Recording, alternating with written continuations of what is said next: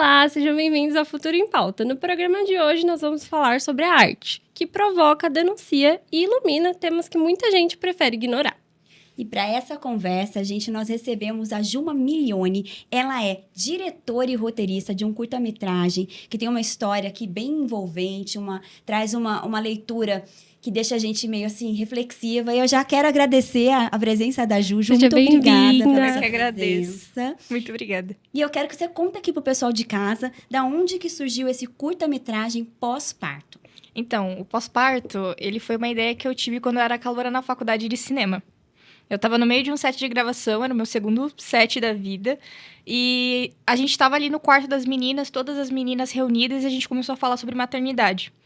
Nisso, eu fiquei pensando, e se eu fizesse um curta-metragem sobre maternidade? E a gente foi desenvolvendo, e eu pensei sobre a depressão pós-parto.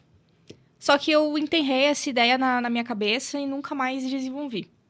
Então, no ano passado, eu já era uma veterana, e nisso acabou que eu tive a oportunidade de poder desenvolver essa ideia. A minha ideia era fazer de forma realmente 100% independente, sem precisar da faculdade, de Então ganhar não nota. teve nada a ver com faculdade, foi uma coisa à parte que você Isso. fez. Foi uma ideia à parte. Tá. Só que, aí vem o plot. Uma vez eu tava falando sobre essa ideia e o meu coordenador ouviu. Aí ele falou, por que você não aposta e coloca na ECA? A ECA, na CEUNSP, que é onde eu faço, ela é um sistema onde a gente faz os curta-metragens de forma prática. Então, a gente tem a experiência como uma equipe cinematográfica e a gente tem que correr atrás desse roteiro para realmente torná-lo realidade e promovê-lo logo depois. E eu falei, é uma oportunidade, mas... Sim, com certeza. Além de mim, era uma concorrência. Então, eram 4 finalistas. Ah, então além da sua ideia, tinham outras também concorrendo. Então, acaba que eu não tava com tanta esperança, sabe? Mas mesmo assim, eu fui. Fiz meu pitching, fui lá, enfrentei uma banca de 4 homens.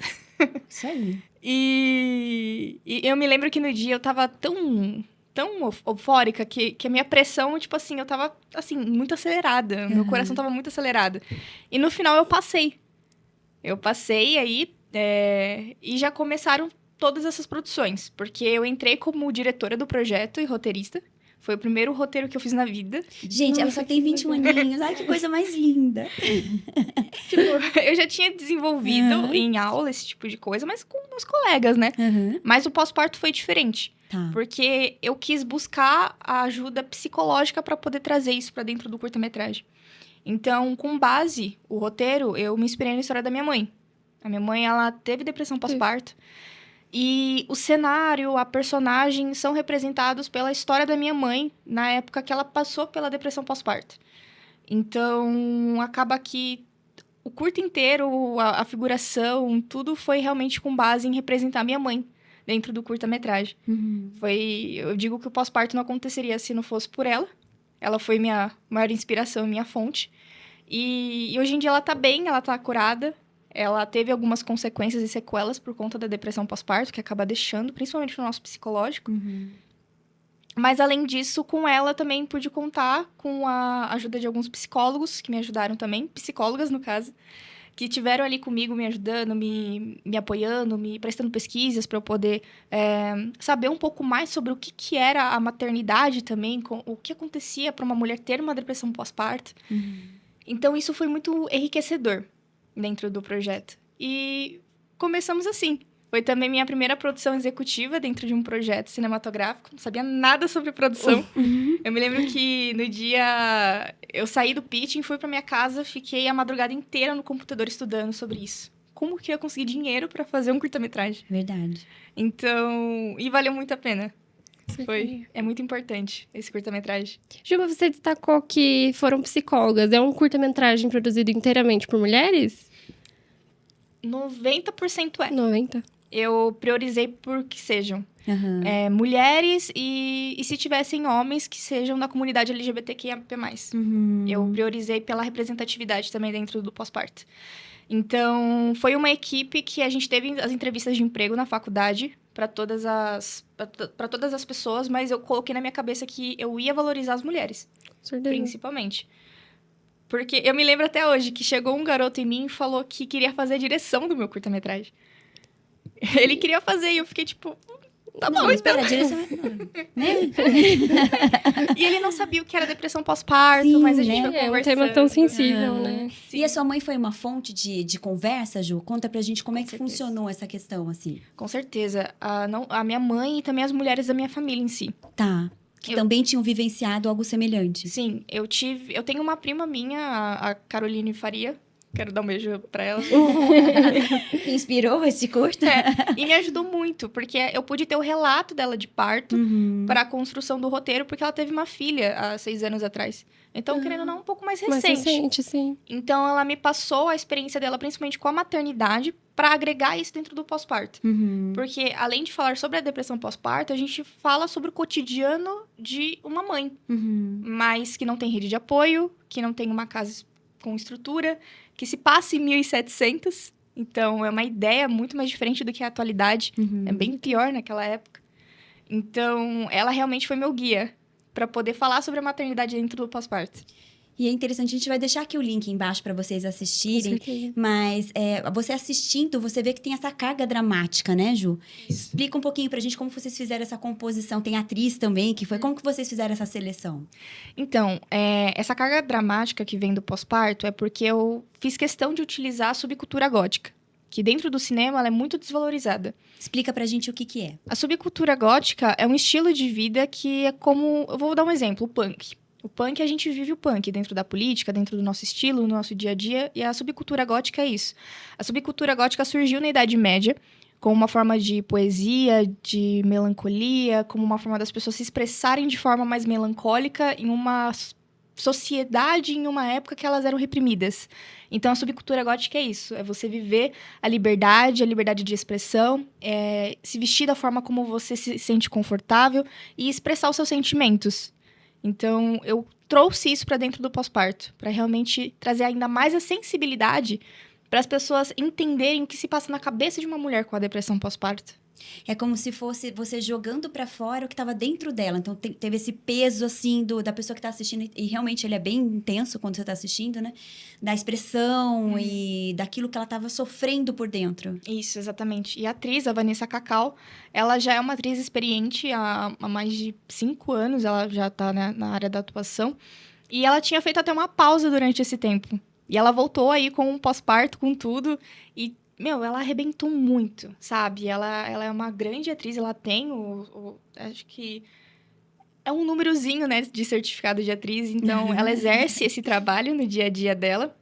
E tem um relato muito legal do meu diretor de arte, Matheus Matias, que ele expressou com a gente, postou nas redes sociais, que nas cenas onde a personagem, a Maria, ela tava intensa, ela tava com aquela euforia, né, de libertação, a Vanessa não saía do papel.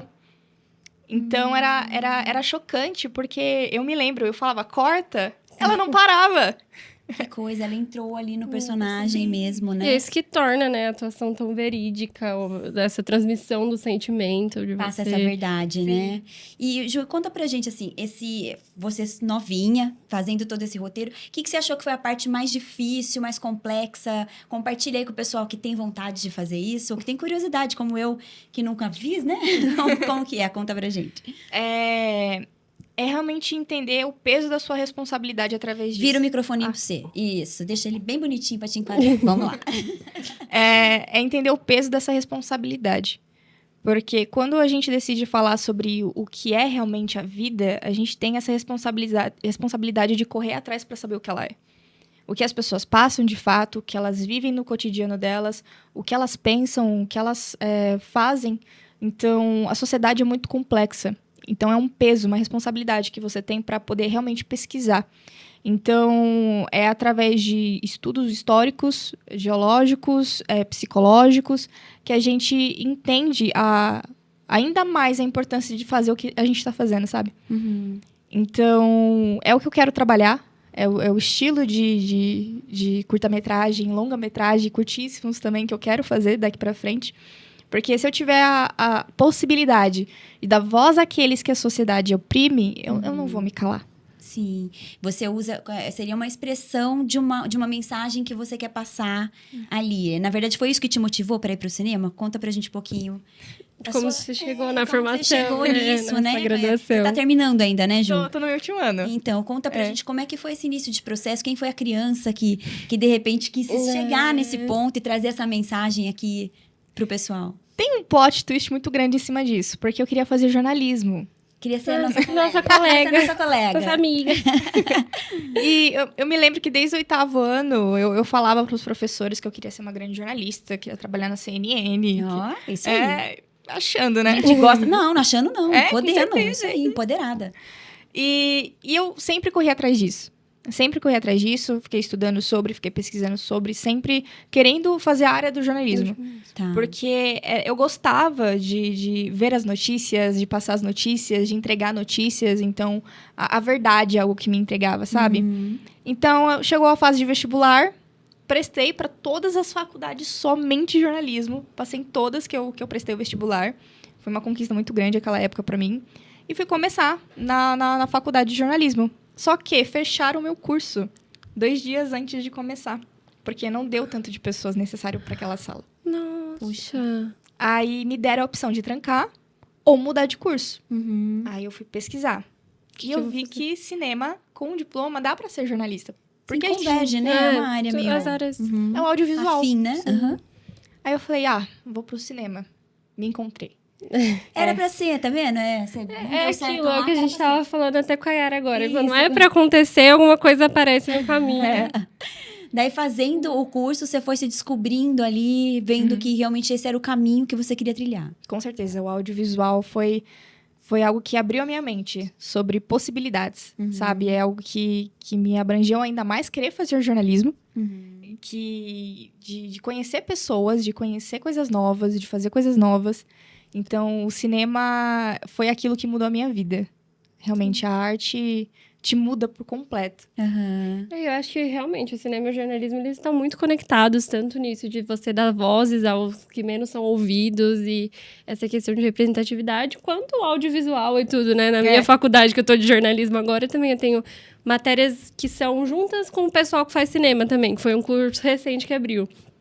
Então, assim, as matérias... Na faculdade. Gente, não Então, tinha na minha época. eu tenho aula de... já tive aula de audiovisual, uma aula de documentário, de produção mesmo. Então, são áreas que realmente você nunca vai deixar o contato. Sempre vai estar ali. Sim, com certeza. E Ju, conta um pouquinho pra gente. Foi difícil prospectar recursos pra fazer? Essa parte, assim, do transformar o roteiro, o sonho, numa realidade. Foi. Porque quando eu entrei de cabeça nessas áreas de cabeças, eu tinha acabado de sair de ser uma caloura, agora eu sou uma veterana.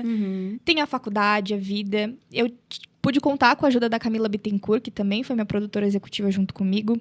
E eu e a Camila, a gente passava meses juntas na casa dela em Itu, procurando locação, cenários, parcerias. A gente correu atrás de muita coisa juntas, muito mesmo. Muitos não, Ju? Muitos nãos.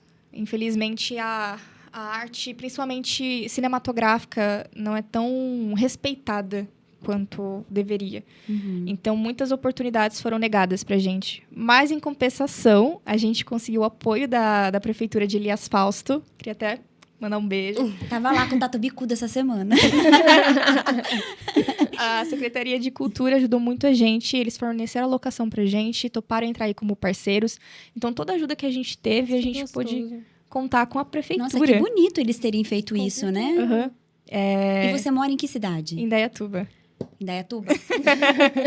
Indaiatuba. A Flávia vai indo lá puxar a orelha. Elias Fausto apoiou o curta-metragem Indaiatuba. Não, mas Indaiatuba apoia muita coisa, né? A gente não pode... Mas pode apoiar também mais, né? A gente sempre quer um pouquinho... Dá uma atenção um pouquinho a mais. Cineminha aí. Custa nada um curta-metragenzinho de vez em quando, né? Pois é. E premiações, Ju? Nesse curto tempo, assim, já coisas grandes acontecendo. Pois é. A gente passou no Salto Filmes, um festival de salto aqui da região. A gente está concorrendo aí a alguns prêmios, como melhor fotografia, melhor direção, melhor roteiro, por aí vai. Tô bem ansiosa, né? Tipo assim, é uma ansiedade que a gente fica. Eu fiquei durante muito tempo com essa ansiedade no peito, do tipo... Olha onde eu cheguei. Sim. São prêmios, são troféus. Então, ter tido essa experiência foi algo muito novo. A gente se sente até no Oscar, sabe? Sim, com certeza. Toda conquista tem que ser valorizada, né? Até porque é uma coisa tão recente, era um sonho lá atrás, que você desistiu. De repente, surgiu a oportunidade e está se concretizando. Até porque essas oportunidades também são muito difíceis. Passar em festivais de cinema é muito difícil. E não é só a conquista da produção, né? De você ver aquilo realmente sendo valorizado, daquilo chegando nas pessoas. Da mensagem chegar, né? Exato. Eu sempre falo isso.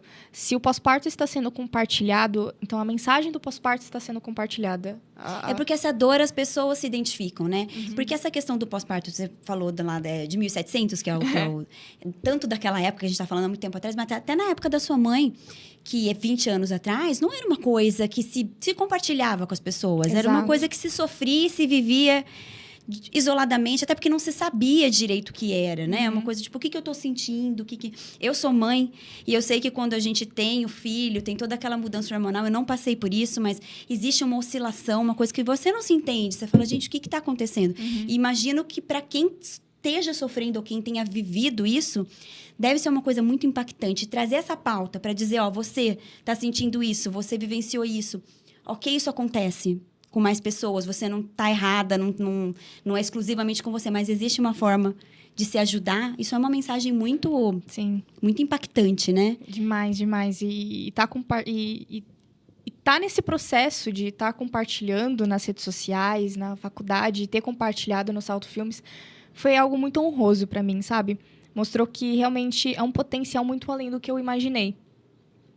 Que é algo que realmente toda a minha equipe se orgulha. Eu me orgulho muito deles. Todo mundo estava lá, a gente gravou de madrugada. Então, Quanto tempo foi nessa produção toda? A gente começou das 7 da noite até às 6 horas da manhã. E a gente teve o apoio da prefeitura, então não deixou faltar em nada pra gente. Eles foram super receptivos. A gente gravou no Casarão da Memória, no quarto do Chico Bobo. Ah, que legal, porque vocês ambientaram ali pro período, né? Uma coisa mais Isso. antiga. E vai passar em Elias Falso, em algum lugar? Já tem alguma previsão ou ainda tá em... Então, a gente tava com essa oportunidade. Tá, Então, eu ainda tô falando com o secretário, a gente tá pra desenvolvendo. ajustar ali Mas uma... muito brevemente a gente vai passar, sim, Elias Fausto. Que Também tô legal. tentando ver aqui no Casarão Pau Preto se a gente consegue uma exibição. Nossa, Sim. tem o ponto Miss, não é? Tem vários, tem sim, dá pra Tem. trazer. Eu acho assim, é interessante a gente trazer pra cidades da região, pro pessoal conhecer. certeza. Porque quem tá aqui não sabe, né? Tipo, que é tão jovem, é uma roteirista, é uma diretora, que surgiu daqui. Então, acho que a gente tem que valorizar Com os certeza. nossos, né, Gabi? A gente é cheio de fazer isso aqui. Né? A gente adora puxar saco do nosso povo. Gente do céu, como a gente gosta. Ô, Ju, fala um pouquinho pra gente de cinema. Você consome filmes? Como é que você tá analisando essa questão do cinema nacional nesse momento? Uma grande oportunidade, né? A última oportunidade tão grande que a gente teve foi em 99 com a Fernanda Montenegro, né? Então, a gente vê esse boom, esse estopim do cinema brasileiro voltando em Hollywood e mostra que, realmente, o brasileiro sabe fazer filme. Essa lenda que circula, que a gente só se envolve com comédia, que Ou só sabe fazer novela? Tem um né? preconceito muito grande, né, em cima de... Ai, não vejo filme nacional, não vou ver. Eu E a acho que gente- quebrou um pouquinho esse estigma, né, Gabi? De uns tempos pra cá, né? Até mesmo a comédia tá sendo muito mais valorizada, porque é muito engraçada a Sim. comédia brasileira. É É uma muito arte, boa. né? Sim. É muito boa. Então, teve um filme recentemente, Velhos Bandidos, com um elenco de peso, Bruna Marquezine, Fernanda Montenegro. Então, assim, foi... Pra quebrar um pouco isso, né? Tipo, Exato. artista ótimo pode estar fazendo esses filmes que são engraçados e que são divertidos. Então, você acha que estamos numa boa fase? Estamos. E principalmente... continuaremos? Com certeza. Com certeza. Ainda mais com os novos cineastas que estão vindo por aí, que estão vindo em peso.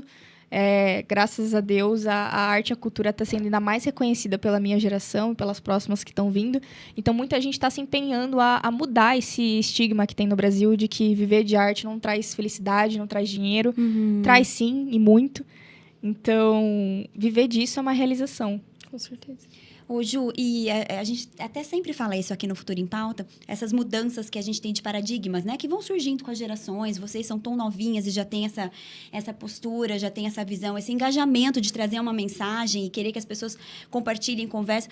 Como que você vê ali o seu meio da faculdade? Você acha que essa pegada desse pessoal já está mais nessa linha mesmo, que ainda falta muito? Como que você avalia esse processo?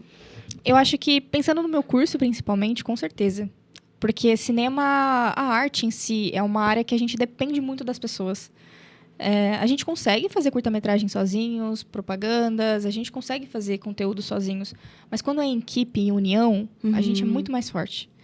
Então, eu vejo que, principalmente, todo mundo tem o mesmo objetivo e a gente se ajuda. É que a gente está falando de um público diferenciado, né? A gente está falando do pessoal que vai para o cinema ali, que já tem essa linguagem.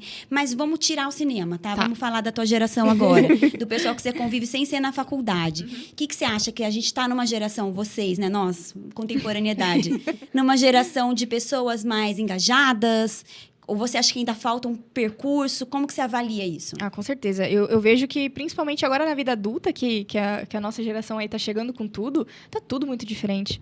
É muito gostoso abrir o TikTok e ver meninas da nossa idade ou próxima que estão se casando, sendo mães. E, assim, é uma outra educação. É algo que muito se debatia antigamente, não era levado a sério. Muitas mães iam atrás desse tipo de educação e hoje em dia a gente está provando que é possível educar uma pessoa bem. A gente vê que hoje em dia a sociedade ela é muito machista, ela é muito hipócrita, ela é muito radical com as mulheres. Isso está mudando agora, né? A nossa geração está trazendo uma espontaneidade nova para a vida adulta. Com certeza. Eu acho isso tão importante, porque eu acho que vocês têm essa força, sabe? Vocês, as crianças, têm essa força de mostrar, que nem você falou, empoderar as mulheres, empoderar... A gente não está falando aqui de feminismo, a gente está falando nada disso, a gente está falando de lugar mesmo, que foi oprimido, de pessoas que não foram ouvidas, a comunidade LGBTQIA+, as mulheres, crianças, porque crianças foram, por muito tempo também... Não vistas ali, né? Desconsideradas. E a gente está trazendo isso tudo. Eu fico muito feliz de ver vocês, assim, de ver essa geração. Parece que a gente tem uma fome de justiça, né? Se eu não me engano, foi um país asiático que os adolescentes, que a nossa geração se revoltou contra o governo e eles foram protestar contra o governo e tirando eles do poder. Tá vendo? Então, realmente uma força que a gente viu, querendo ou não, 2000, 2004, por aí vai. A gente viu situações que, assim, a gente consegue entender o que aconteceu no passado e a gente não quer repetir mais. Com certeza. Então, a gente busca por melhorar. E também com a tecnologia a gente tem muito mais a divulgação. Exato. E para chegar mais pessoas, para mobilizar, Sim, você acha, assim, tipo, mais acesso de mobilização. Embora a Sim. gente tenha muita coisa ruim, E pra levar porcaria, informação, compartilhamento né? de coisas inúteis, a gente tem esses conteúdos que, para quem sabe consumir, para quem faz essa curadoria de uma forma Responsável. consciente, responsável, consegue se chegar mais longe. Que nem o caso da depressão pós-parto. Não era falado, mas vamos falar. A gente tá Até aqui, esgotar, compartilha. né? Vamos falar e até Pra esgotar. todo mundo se identificar, né? E a dor E até outras compartilhada. pautas também, principalmente eu entendo que os meios de canais de comunicação, principalmente Instagram, TikTok, estão extremamente bombados justamente por isso. A gente coloca a nossa voz lá, a gente se grava. Eu percebo que hoje em dia as pessoas estão até menos tímidas, né? É muito porque mais vocês, por confortável. exemplo, já nasceram ali como nativos digitais, então já é uma coisa, é uma ferramenta, é parte de vocês, né? Acostumada a Vocês gravar já estão falando stories. ali, ó, diferente de mim, que ali que tinha que acostumar com aquela câmera que era um trambolho desse tamanho na frente, vocês já nascem com isso, então eu acho que isso também facilita um pouco essa conexão, esse contato. E temáticas, assim, você quer trabalhar, qual que é a tua linha que você pensa em trabalhar mais pra frente? Você tem alguma coisa? Então, eu tô com uma novidade aí, que é um curta-metragem, o Ainosama, que vai falar agora sobre relações abusivas. Então... Mais uma pauta dura. A mulher gosta de bater nas pautas duras ali, ó. Então, dentro do Ainosama, a gente tem aí uma pessoa que ela tá tendo um parto e nasce um homem belíssimo dela, e esse homem aproveita a vida, ele dança no centro de tudo. A gente usa muito butô japonês, é uma expressão de arte dentro da cultura japonesa de libertação, que surgiu pós-guerra, inclusive. A gente usa o butô dentro do Ainosama, então a gente vê o relacionamento dos dois, esse começo desse relacionamento das duas pessoas, do meio dessa relação até o final dela. Como um relacionamento abusivo te destrói e você não percebe. Então, eu quis aglomerar para todos os tipos de relação, tanto amorosas, quanto familiares, quanto em amigos, porque as pessoas tóxicas, elas existem, tem vezes que elas nem se percebem. Sim. O narcisismo chega a ser tão grande que apaga todos os defeitos dela, diante delas, né? Então, a Ainosama também é essa denúncia de você precisa de ajuda, você não está sozinho. E se você é o abusador, você precisa também de ajuda e precisa cuidar da sua saúde mental. porque não é normal. Então vai ser um recado duplo, tanto para o abusado quanto para o abusador. Exato. E como é que tá esse processo? Já começou? Vai começar? Então, a gente vai começar ainda. A gente tá buscando melhorias dentro do roteiro, dentro Você que da escreve o produção. roteiro, Ju? Aham. Daí você tem alguém que te ajuda ou você faz tudo sozinha? Explica pra nós como é que funciona. Sei como é que faz filme, Processo não, gente. Isso aí eu não sei. Dentro do cinema, a gente tem uma equipe que diverge várias áreas. Então, Tá. a gente tem o diretor, que é a parte criativa. Então, ele é responsável por trazer tudo que tá no roteiro pra vida real. Tá. A gente tem o roteirista, que é responsável por toda essa história, essa dimensão, essa criação. Tem o diretor de foto, que coloca isso atrás das câmeras. Tem o diretor de arte, que também é responsável por trazer toda a cenografia, a maquiagem do roteiro. O som, que capta o som. A montagem, que junta tudo e faz aquele sentimento que a gente assiste. Então, é uma união de setores que a gente, assim, consegue fazer um curta-metragem, com cada um na sua posiçãozinha. Então, é assim que a gente... Mas aqui não foi, não. Aqui você tava como diretora e roteirista. Daí, como é que faz essa compilação, assim? Então, dentro do Brasil, a gente tem sistemas de cinemas diferentes pelo mundo. A gente tem o sistema hollywoodiano, o francês, o brasileiro e por aí vai. Dentro de Hollywood, o produtor executivo é quem manda no filme, no conteúdo em si. Tá. Então, ele que decide as coisas. Ah, vai ter um cachorro. Não vai ter um cachorro. É ele que decide. Dentro do sistema brasileiro, é muito comum que o diretor também seja o roteirista e vice-versa. Então, é muito mais fácil para ele poder decidir as situações dentro do projeto onde ele está. É porque a ideia veio dele. Exato. Então, acaba que as áreas acabam seguindo as ideias da cabeça dele. Então, é assim que consegue se criar ali vou dizer assim, é uma empresa dentro Entendi, de uma gestão ali. E quando você tá assistindo ali, a atriz tá fazendo, você tá pensando, tipo, ela tá fazendo do jeito que eu quero, não tá, eu vou mandar fazer de novo. Como que funciona essa coisa, né? Tipo, a minha ideia não tá bem assim. Não é da sua ideia sair do A papel, minha ideia na minha né? cabeça tá assim, mas você não tá... Como que funciona esse processo? A gente tem uma preparação de elenco antes, a gente faz testes, a gente faz muitos e muitos testes, a gente faz ali a rotina de ensaios para a gente chegar no resultado final. A gente repassa as falas no dia do set de gravação e, principalmente, existe uma função dentro do cinema, que é o diretor de elenco e o preparador de elenco, que são responsáveis por cuidar desses atores e de como eles devem se desenvolver na frente das câmeras. O diretor também acaba ajudando dentro do pós-parto, eu que fui direcionando a Vanessa dentro do papel. Então, os atores, eles encarnam realmente o personagem de acordo com a pesquisa que eles fazem ao longo desse processo todo, antes da gravação finalmente acontecer. Sabe o que eu achei muito interessante que eu vi? Eu acho que não deve ser tão recente, mas que tem tipo um preparador de intimidade. Eu achei isso demais, com cenas que são íntimas. Cenas de nudez, cenas... que tem uma pessoa que ela vai te direcionar. Tipo, aqui você pode pôr a mão, aqui você não pode, onde você se sente... Eu achei isso muito interessante, porque a gente vê muitos casos antigos de atrizes, atores, que existiam essa questão do abuso ali, tá na cena ali, tem uma questão, né, de uma violação ali, de uma intimidade. Isso é muito legal, né, Ju? Eu participei de um projeto curta-metragem que envolveu cenas de nudez, cenas mais de 18, e a gente teve esse preparador. A gente também colocou ele dentro como preparador de elenco. Então, ele foi direcionando os atores, foi conversando com eles, porque para fazer essas cenas é algo muito intenso. Sim. Então, o psicológico deles fica um pouco abalado. Então, a gente está ali mostrando apoio, não só o preparador de elenco, não só as pessoas responsáveis, mas também o set inteiro. A gente abraça eles, a gente está ali por eles. E a gente demonstra, sabe, que tá tudo bem. Que o que eles estão fazendo é por um bem maior. Sim, eles estão emprestando o corpo deles para uma mensagem maior, para que a mensagem chegue até as pessoas. Mas os artistas já sabem disso. Mas é importante a gente respeitar o espaço deles também, né? Porque é uma entrega muito absoluta. Então, você se entregar sabendo que você está sendo respeitado, que você está sendo... É aquilo, né? Não é bagunça, né? Porque eu tô... Não é bagunça, fazendo uma gente. cena. Ju, muito obrigada. A gente tá encantada, né? Com certeza. Principalmente eu digo, no meu lugar, por vocês serem tão novas e terem tanto o que acrescentar, terem tantas coisas para trazer. Isso é fantástico, maravilhoso. Muito obrigada. Obrigada. As duas, né? Todas. Somos mulheres. Mulheres, isso aí. Quero agradecer, quero convidar o pessoal para assistir. A gente vai deixar aqui o linkzinho. Vamos deixar também o Instagram. Vamos deixar os contatos aqui da Ju para vocês acompanharem. A gente quer saber depois o resultado dos festivais, os resultados de quando Elias Fausto vai colocar ali para o pessoal assistir. Quando em Indaiatuba vai colocar para o pessoal assistir também, né, Gabi? Com certeza. E a gente quer agradecer a nossa Não roupinha. deixar de agradecer o Brechó da Burguesinha que veste a gente aqui nos podcasts com essas roupas maravilhosas. Sustentável, viu, Ju? Porque aqui a gente é super a favor da moda reciclada, do consumo sustentável, do teu Ajudar o pensamento meio ambiente. consciente, do meio ambiente, das escolhas E que a de gente quebra faz. ficar bonitas com essas roupas. Né? Maravilhosas. Bonitas. E vocês estão maravilhosas. Ai, muito obrigada, Burguesinha. A gente estamos maravilhosas. Ju, muito obrigada pela tua presença. Parabéns pelo projeto. Obrigada. Realmente muito importante. E pessoal de casa, continuem conosco, acompanhem, compartilhem, mandem para os amigos, vamos trazer esse assunto em pauta, vamos conversar sobre isso.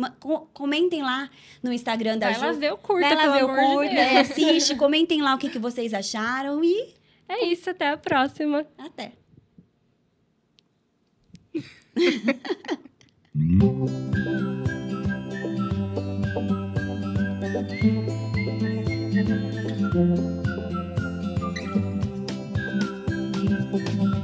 Bom.